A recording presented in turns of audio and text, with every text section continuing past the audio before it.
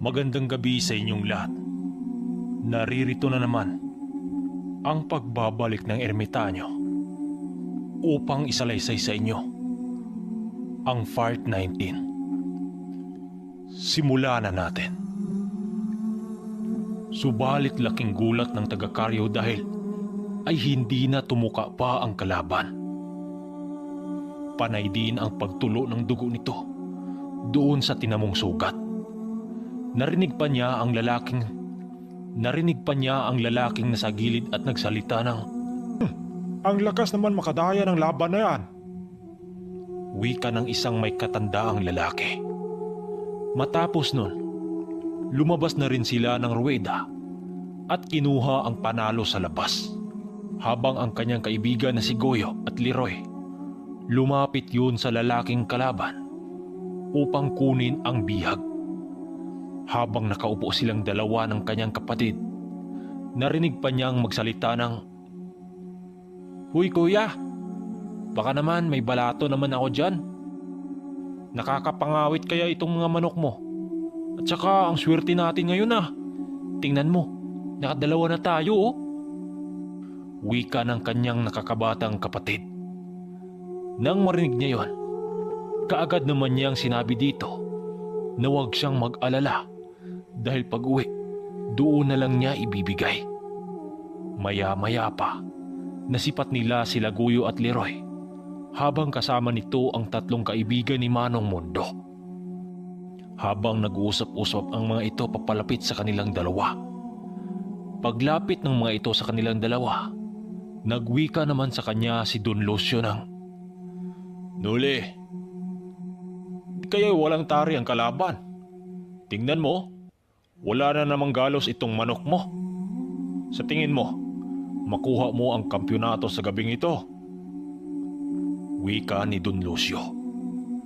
Nang marinig ito ni Nuli, nakangiti naman itong sumagot ng, Hindi ko po masabi boss. Hindi naman tayo ang humawak sa tari. Yung manok ho. Wika dito ni Nuli. Nang marinig yun ni Don Lucio, tumawa lang naman ito. Tama nga naman. Pero sa tingin ko, makakamit mo ang champion ng gabing ito. Ikaw pa. Wika naman dito ni Don Lucio. Habang ang mga kasama naman ito, doon ay nakatingin sa kanya. Habang nakikitawa din. Maya-maya pa, nagsihanda na rin sila Guyo dahil papalapit na ang una nilang sultada. Ang kaibigan nito na si Leroy ang nagkakabit ng tari dahil yun ang master kumpara kay Nuli. Makalipas pa ang ilang minuto, kasalukuyan ang pumasok sila Guyo at Leroy doon sa may ruwida. Kagaya ng nakagawian ng ibang mga sabungero, pinapalakad-lakad na muna ang mga manok bago yun ilaban. Dahil dito, binabasi ng iba kung maganda ang pagkakabit ng tari. Nang maghudyat na ang sentensyador na bibitawan na ang mga manok, maigi namang pinapanood nitong sinuli ang manok ng kanyang kaibigan ni Siguyo. Pagdikita ng dalawang panig, kaagad nagpakawala ng kanya-kanyang atake ang mga manok. Kagaya ng ordinaryong labanan ng mga manok, nanalo nga ang kay Guyo. Subalit nagtamo yun ng sugat. Kahit gaano pa kalakas ang breed ng manok mo, hindi yun imposibleng hindi tatamaan ng tari sa kalaban. Kahit ganon pa man, para kay Guyo, masaya siya doon sa kanyang manok. Masaya din naman sinuli para sa kaibigan niya dahil palagi niya itong nakakasabayang nagsasabong kahit nung kasulukuyan pa siyang nagsisimula. Hanggang sa dumating na ang pangatlong laban nitong sinuli at dito na mas lalong sisikat sinuli dahil sa magaganap. Mas lalong namangha itong sinuli sa kanyang gamit nang ikabit niya yon sa isang manok niyang anak sa mga palagi niyang inilaban. Bale ayon sa kanya, ginagamit niya yon sa manok na nag-iedad na 8 buwan. Unang-una kasi niya yung gagamitin sa mas batang manok, kaya't nag-alangan siyang ikabit yun doon. Habang nagtatadi siya ng manok, nagwika naman sa kanyang likuran si Don Lucio. Kasama nito ang dalawa pa niyang kaibigan na nagngangalang John at Ragas. John, halika nga. Ganito ka dapat magtari. Panoorin mo itong sinuli. Baguhan pero malakas. Walang sabit, di ba? Patawa-tawa nito sa kanyang mga kasama. Kung sa pangatlong laban na ito, diyan ako bibilib lalo sa'yo, Dong Noli. Wika pa nito kay Noli sa taong nanggangalang John. Nang marinig yun ni Noli, pangisingisi naman siyang sumasagot ng, "Di ko nga alam kung saan puntaryan ang tari na to eh. Patsamba na lang." Nang marinig yun ng mga kaibigan ni Manong Mondo, napapawika pa ito ng, "Kakaiba nga." Muli niyang ikinabit ng palihim ang kanyang birtud doon sa paa ng manok niyang ilalaban. Kahit kinabahan siya ng mga oras na yon, nagkunwari talaga siyang batikan sa pagtatari upang hindi paghinaan ang mga pupusta sa kanya. At kahit sila Guyo at Leroy, aminadong hindi nila alam ang sekreto nitong sinuli. Pagpasok niya sa loob ng ruweda, muling naghiyawan ang mga tao doon dahil nasipat na naman siya doon sa ruweda. Napatitig naman siya sa kanyang mga kalaban dahil mayroon na yung kasamang isang matanda na may hawak-hawak na tungkod. Hindi lang naman niya yun pinansin, baka isa din yun sa kasama ng kanyang makakalaban. Subalit nang magkalapit sila ng matanda na yon, bigla siyang natigilan. Nang biglang uminit ang kanyang medalyon na bigay pa ni Manong Duming. Akala niya siya lang din ang nakakaramdam ng ganon. Subalit maging ang matanda pala. Kaya't ang nangyayari, nagkatitigan silang dalawa ng matanda. Doon siya halos hindi makahinga nang masipat niya ang mga mata ng matanda na purong itim. Nang makita niya yon, kaagad siyang dumistansya rito dahil mas lalong umiinit ang kanyang kwintas.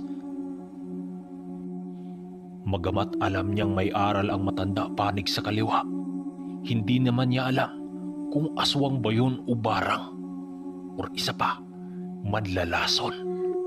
Doon niya napagtanto na may ginagamit din ang kalaban ng mutya. Yun nga lang, sa kaliwa yun napapanig. Sa madaling salita, mayroon yung mutya panig sa demonyo. Nang malapit ng bibitawan ang mga manok, nagtaka naman siya dahil ang kanyang bulang, pinunasan yun ng alalay ng taga-karyo, subalit sa kalaban ay hindi. Bagamat duda siya na may manlalason sa kanyang makasagupa, nagtiwala pa rin siya sa kanyang sarili. Ano naman ang magagawa ng lason kung hindi yun makakatama sa kanyang manok? Nang bibitawan na ang mga manok, nasipat niya ang kalaban na bahagyang ngumingising nakatingin sa kanya. Pagsangkaan ng mga manok, bigla naman siyang natigilan nang maghiwalay ang dalawang manok ng distansya. Di ba kapag nagsalpukan ang mga manok, tuloy-tuloy ang laban? Pero sa pagkakataon na yon, nagkadistansyahan ang mga manok at para bang nagpakiramdaman yon sa isa't isa. Tinaboy-taboy pa yon ng taga-karyo upang magsalpukan muli. At nang magharap ang mga manok, tuloy-tuloy na ang paluan ng mga yon. At kitang-kita niya na dihado sa sabayan ang kanyang manok. Subalit bigla namang nakakaramdam ng hilo itong sinuli nang marinig niya sa kanyang isipan ang busis ng ermitanyong nag-usal sa isang dayalektong hindi niya maintindihan. Busis yun ni Ermitanyong Duming. Habang napasandal siya sa ruweda, nasipat naman siya ni Guyo kaya't nilapitan siya nito. "Par, okay ka lang ba? Para kang inaantok dyan ah." Wika nito sa kanya. Nang medyo maalimasmasan na siya, nakita niya ang matandang nanlilisik ang mga matang nakatiktig sa kanya. At kasabay nito, ang pagsisigawan ng mga tao dahil tinamaan ang tali ng tari sa kalaban upang magriresulta yung kumalasyon sa paa ng manok. Dahil sa nangyari, wala ng kalaban-laban ang katunggalin nito at pinaulanan yun ng palo ng manok ni Noli. Siyang dahilan para mangisa yon. Dahil sa nangyari, biglang pumasok ang tatlong kaibigan ni Manong Mondo, kabilang na dito si Guyo at Leroy, habang ang kanyang kapatid naman parang baliw yung nagsisigaw sa labas dahil nga nakuha ni Nuli ang kampyonato sa derby. Dahil sa kanyang pagkapanalo, kaya tinanghal itong sinuli sa paderbing yon na isang beast breeder ng mga manok, dahil tila babato ang katawan ng kanyang manok. Dahil sa tatlong laban niya, ni isa walang galos yon. Bukod sa breeder siya ng mga manok, pinarangalan din siya bilang the best gaffing o mabangis na tagatade, dahil siya lang din ang nagkakabit ng tari sa kanyang ilalabang manok. Maraming nagpakilalang mga victim na sabungero sa kanya, kung taga saan siya, saan ang farm niya, at saan niya nakuha ang palahi niyang manok. Basta maraming usapin na mga sabungero lang ang nakakaalam. Imalay ko ba, di ba? Narrator lang ako dito. Sinabi naman niya sa mga ito na naroroon ang kanyang manukan sa may medyo kabundukan na. Sinabi ng mga ito na dadayo sila sa lugar nila Noli makalipas lang ang ilang araw upang makita ang kanyang manukang sinasabi. Bago niya inilaban ang pangatlong manok, halos mag-alas 5 na yon ng hapon. Pero ang matandang kasama sa kanyang nilalabanan, kahit palabas na yon, mainit pa rin ang pagtingin nito sa kanya dahil nagawa niyang nabasag ang sumpa ng kalaban. Siya ang pinakaunang nakakamit ng champion ng gabing yon, dahil ang iba nakakuha lang yun ng 2 panalo, ang iba 1, pero ang iba wala din, walang-wala. Dahil nga ang patakaran ng sabungan na yon, 3 lang ang uuwing champion. Kaya't inantay pa niya sila Guyo at Leroy kahit magagabi na talaga. Subalit 2 lang ang nagtatagumpay sa mga manok nila Guyo na mananalo sa sabong na yon. Yung isa, tinalo yon. Kahit malaki ang perang napanalunan nila Noli, binigyan pa din siya ng pabalato doon sa mga kaibigan ni Manong Mondo bago yun umuwi. Kaya't matapos nun, kahit 2 lang ang nasungkit nila Guyo, masaya pa rin silang umuwi. Pagkarating ng pangkat nila Noli sa kanilang barangay, nagpaalam na sa kanya sila Guyo na lilihis na sila ng daan papunta sa mga bahay nila. Par, pasensya ka na ha. Di ka na namin masamahan sa bahay nyo. Kasi alam mo naman, magluluto din kami sa bihag namin. Pero huwag kang mag-alala par, mamaya pupunta kami sa bahay nyo. Magdadala kami ng tuba at pulutan. Pamaalam ni Guyo at Leroy sa kanya. Wala problema yan par, malapit lang naman dito ang bahay namin. Basta mamaya ha, punta ka sa amin. Sagot naman niya dito sa kanyang kaibigan. Kung kaya't matapos nun, nagkanya-kanya na sila ng daan habang naglalakad silang 2 ng kanyang kapatid papunta sa entradang daan ng kanilang bahay. Napangisi naman siya ng bahagya nang maramdaman niya ang presensya ng ermitanyo. Hindi nga siya nagkamali dahil nasipat niya ang ermitanyo sa kanilang kubong tinatambayan. Kasama na nito ang kanyang ama habang kausap ang 2. Kaagad silang lumapit doon at bumati ng magandang gabi sa ermitanyo at sa kanyang ama. Magandang gabi din sa iyo, iho. Kamusta naman ang lakad nyo? Hindi ka ba nausog doon? Pabirong wika sa kanya ni Manong Duming. Okay naman Manong, at saka may dala kaming bihag dyan eh. Sagot naman niya rito. Nang marinig yun ng kanyang ama at ng ermitanyo, biglang inilapag ni Mayok ang sako niyang daladala na may lamang manok. Pagtingin doon ni Manong Duming, napawika ito ng, Aba, sineswerte yata itong anak mo, Luisito. 3 bihag na naman ho. Dala nila. Matanong kita, Noli, saan ba kayo dumayo ng Tigbakay? Hindi pa man nakasagot itong sinuli Kaagad nang sinabi ni Mayok, nang sumali kami sa derby at nag-champion nga si Kuya eh. Nang marinig yun ng kanyang ama, nanlaki ang mga mata nito dahil hindi basta-basta ang pumasok sa pasugalan na yon, dahil mga mayayamang hasindiro lang ang kadalasang papasok doon. Nang marinig yun ng kanilang ama, napawi kayo ng, Noli, huwag kang basta-bastang pumunta doon. At sana hindi ka napasama sa mga sindikato doon. Tandaan mo yan.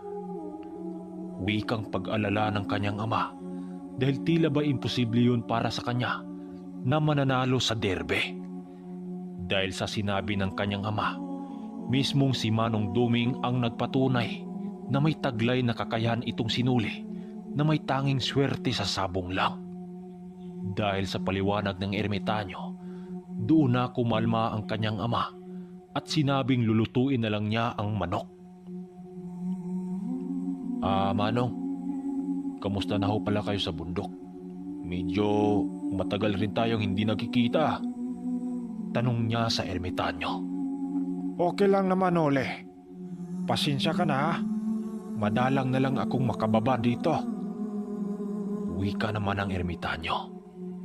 Ayon kay Manong Duming, kaya madalang na lang siyang makababa ng bundok dahil sa meron itong kasalukuyang sinasanay na disipulo para maging tagasunod ng kanyang mga yapak. Ayon pa sa ermitanyo, kung hindi lang pinili nitong sinuli na mamuhay ng normal, siya ang gagawing disipulo nito para maipasa ang lahat ng aral na alam ng ermitanyo na yon. Nang marinig yun ni Noli, nakaramdam naman siya ng konting kirot sa kanyang puso dahil sa pagtanggi niya noon sa alok nito sa kanya. Subalit minaninindigan talaga nitong sinuli na ayaw niya sa ganong buhay. Nang marinig ng ermitanyo ang kanyang mga sinasabi, nagwika naman sa kanya ito ng, Huwag kang malungkot, Nole. Alam ko ang nararamdaman mo bilang tao. Hindi porke na hindi mo tinanggap ang mga alok ko sa'yo, ay magbabago na rin ang tingin ko sa'yo. Kaya nga kita ginagabayan upang kahit umunlad ka man sa buhay, mananatili ka pa rin mapagkumbaba sa kapwa at may respeto sa kapwa-tao. Sana hindi magbago ang ugali mo, Nole, sa mga panahon pang lilipas. Huwag mo rin kalimutang tumulong sa mga taong labis na nangangailangan kung may sobra man. Tandaan mo, Nole, sa mundong ginagalawa natin ngayon ay patuloy itong umiikot. Kaya't posibleng pagising mo bukas, ikaw naman ang nasa baba. Pangangaral ng ermitanyo sa kanya. Nang medyo napapayak na itong sinuli, biglang nag-iba ng kwento ang matanda. Tama na nga yung drama. Wika ni Manong Duming sa kanya. Maya-maya pa, habang nag-uusap pa silang dalawa, tinawag naman sila ng ama ni Noli doon sa mismong bahay nila. Tinawag sila ng kanyang ama upang kumain ng hapunan. Yun nga, nasa kubo sila nagkwentuhan, di ba? Pagkatapos kumain nila Noli at ng pamilya niya, may sinabi ang kanyang ama patungkol sa kanyang manukan. Nang lumabas siya ng kanyang bahay, nagwika sa kanya ang kanyang ama ng, Noli, ayusin mo nga bukas yung koral ng mga manukan mo. Kanina may nakita kong itim na asong umaligid sa labas ng manukan mo. Baka ligaw na aso yan at pagdiskitahan pa yung mga alaga mo. Kukuha ka na yata ng tauhan mo para maging alalay mo sa mga alaga mo. Kaya mo namang mapasahod ang mga yan eh. Maraming bumili sa mga bagong labas mong palahi kanina. Wika sa kanya ng kanyang ama. Nang marinig niya yon, sinabi naman niya rito na pag-isipan na muna niya. Hindi kasi biro ang mag-alaga ng mga manok na 2 hektarya dahil kailangan mo yung tutukan ng araw-araw. Kung hindi pa siya tinulungan ng kanyang mga kapatid, malamang hindi niya yon kinaya. Habang tumambay sila Noli at Manong Duming sa may kubong walang dingding, doon sa gitna ng kanyang manukan, nasipat nila sila Guyo at Leroy na may kasamang isa pang lalaking kababaryo niya na nagngangalang Romel, na isa ding nag-alaga ng mga manok na panglaban din doon sa kanilang baryo. Nang makalapit na yun sa kanyang kubo, nasipat nila ang dala nitong tuba habang may dalang pulutan. Subalit biglang natigilan ang mga ito nang makita nila si Manong Duming na kasama ni Nuli doon. "Hoy par, tuloy kayo." Oo nga pala, si Manong Duming, kaibigan ni Itay, ang nakatira doon sa bundok. Bungad na wika ni Nuli sa mga ito, dahil tila ba nabigla din sila Guyo, dahil una kasi nilang nakita ang matanda maliban lang sa nagngangalang Romel. Dahil nakita na nito si Manong Duming na sumali sa subukan ng abilidad. "Oy, magandang gabi sa'yo, Manong. Pasensya na ho. Una ko kasi kayong nakita dito eh." Wika dito ni Guyo. Huwag kayong matakot, iho. Magandang gabi din sa inyo. Mukhang masarap yata yung dala nyo ah. Tuba ba yan? Wika ni Manong Duming sa mga barkada ni Nuli. Kaya't hindi kalaunan, naging komportable na ang mga ito dito sa matanda na si Manong Duming. Panay lang naman ang kanilang kwentuhan doon sa mga nangyari sa lakad nila Nuli doon sa derbe. Hanggang sa sinabi ng kaibigan nila Guyo na si Romel na putok raw ang pangalan ni Nuli sa kanilang lugar dahil nag-champion ang kanyang mga manok noong araw na yon. Ayon pa dito, may mga nagtatanong din sa kanila kung saan daw nakatira ang nagngangalang Nuli, dahil dadayo ang mga ito upang bibili ng kanyang mga palahing manok.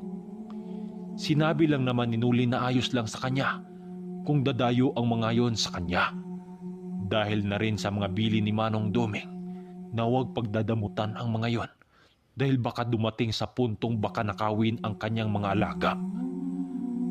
Akala kasi talaga ng mga nakilala sa kanya ay maganda ang lahi ng kanyang manok, kaya't kinabukasan hindi nga sila nagkakamali dahil mayroong dumayo sa kanilang manukan na nanggaling pa sa ibang mga lugar, at ang iba pa dito ay may dalang mga makalumang motor at mga sasakyang pangbundok.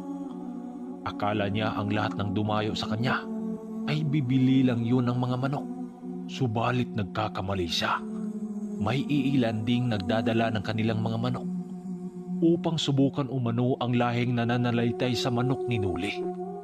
Ayon pa kay Nuli, ang hinahanap ng mga ito ay ang sa mga abilidad sa manok na palaban sa ruweda kapag pinagharap ang mga ito, dahil ayon pa sa kanyang mga nalalaman, pinaghalo ang breed ng isang manok sa 4 na lahi ng mga mahusay na breeder upang magkaroon ito ng cutting ability doon sa laban. Subalit dahil nga baguhan lang si Nuli sa mga ganon, hindi pa niya gaanong naintindihan yon, dahil ang bihasa sa mga ganon sila Umar at si Manong Mondo. Pagharap nilang dalawa ni Nuli at Manong Duming sa mga bisita nila, ay masaya naman nila itong binati. Paglapit ng mga ito sa kanilang dalawa, kaagad nagtanong ang mga yon ng, "Magandang araw sa inyo mga Ginoo. Kayo ho ba ang nangangalang Nuli?" Tanong ng isang lalaking medyo may kalakihan ang katawan. Nang marinig ito ni Nuli, sinagot naman niya ito ng, Ako nga ho. Bakit? Anong kailangan nyo?" Sagot niyang malumanay na boses dito. Naparito kami upang makilala kayo, Nuli. Kagaya mo, isa din kaming breeder sa silangan ng Bacolod. Tunog na tunog ang pangalan nyo, Nuli, sa mga sabungan. Kaya't naririto kami upang makakuha ng palay sa inyo. Nabalitaan kasi naming magagaling daw ang mga manok mo. Nang marinig ito ni Nuli, napatingin naman siya kay Manong Duming, at maya-maya pa, nagsilapitan naman sa kanila ang iba pang mga kasama nito. May dala itong mga manok nang siyang ipinagtaka nila Nuli. Kadalasan kasi sa pumunta sa kanya para bibili, ay bibili lang talaga yun at walang dalang manok. Paglapit sa kanila ng 3 lalaking kasing edad lang ni Nuli, at may binanggit ito. Sinabi nito Kung talagang magaling ang mga palahi niya, susubukan nilang i-spar ang mga manok laban kila Noli na may tari. Subalit hindi ito nagustuhan ni Manong Duming at nagwika ng, Mga Ginoo, hindi nyo ba alam na bawal magtanghal ang pasabong dito kung wala kayong permiso sa punong baryo? wika dito ni Manong Duming sa mga bisita nilang tagabayan. Sinaway naman yun ng mga kasamahan nito dahil parang naghamon kasi yon at tila ba hindi rumispito. Subalit talagang makulit ang tatlong yon at sinabi nitong hindi naman daw malalaman. Kaya't kahit labag, pinatulan nila ang isa sa mga ito upang lalabanan yon.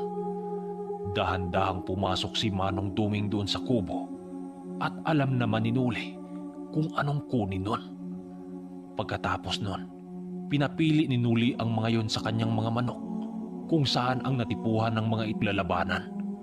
Walang sabi-sabi, kaagad yung tumuro sa isang mga manok nila Noli nang siyang ikinainit nitong si Noli dahil ang itinuro ng mga ito ay ang nakalimang panalo na nila na ginagamit pa pang brugkak. Kaya't kaagad yung kinuha nila Noli at kinabitaan ng tari. Bale salpukan lang yon at walang pustahan. Nang bibitawan na ang dalawang manok, nasaksihan ng mga bisita nila Noli ang bagsik ng manok na kanilang nakikita. Pinatay ang kalabang manok doon sa manok nila Noli nang halos 5 segundo lang ang itinagal.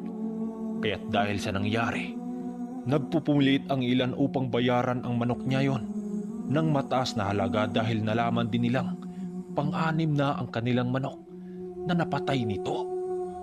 Subalit tumanggi sila Noli at sinabi nilang hiram lang nila yon sa isang hasendero sa bayan. Walang ibang tinutukoy kundi sila Umar at Manong Mundo. Nang malaman ng mga ito na galing pala sa isang retired na doktor ang kanilang mga manok, may iilang naniwala sa kanya. Subalit ang iba naman, hindi kumbisido sa kanyang sinasabi. Kaya't ang nangyari, ang kanyang mga binigay doon ay ang lahi din ng mga manok na yon, na sa halos 11 din ang kanyang nabintang manok sa araw na yon. Paabang sa Part 21 dahil mayroong mangyayaring kakaiba. Pasensya na kayo dahil medyo maikli lang ang video natin ngayon. Dahil kaka-out ko lang sa trabaho natin. Kaya pagod yung katawan ko at saka walang energy. Pansin nyo naman, di ba? Walang energy yung boses ko. Yun lang. Maraming salamat sa inyo mga ka-ermitanyo. Dahil umabot na tayo ng 20k subscriber. Maraming salamat talaga sa inyo mga ka-ermitanyo. Kung dili tungod sa inyo ha, hindi ko maabot ang pangarap kong ito na makaabot ng 20k subscriber. Ulitin ko mga ka-ermitanyo, gagawa tayo ng isang channel at doon natin i-upload ang kwento sa ermitanyong nagturo kay Manong Duming.